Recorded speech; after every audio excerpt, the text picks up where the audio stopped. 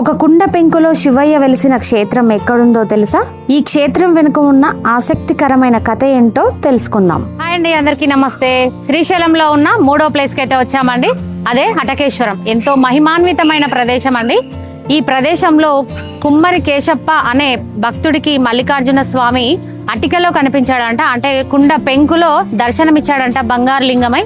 ఎంతో అద్భుతమైన మహిమాన్వితమైన ప్రదేశం అండి.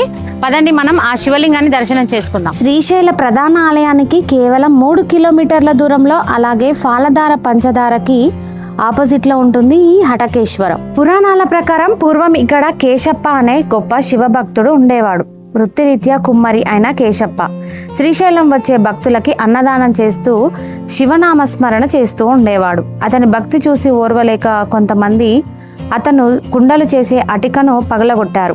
పగిలిన తన అటికను చూసి కేశప్ప కన్నీరు మున్నీరు అయ్యాడు.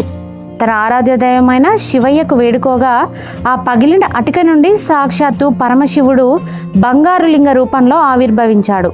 అటికలో వెలిసిన ఈశ్వరుడు కాబట్టి ఆయనను అటికేశ్వరుడు అలాగే పిలిచేవారు. కాలక్రమేణా అది హటకేశ్వరంగా మారింది.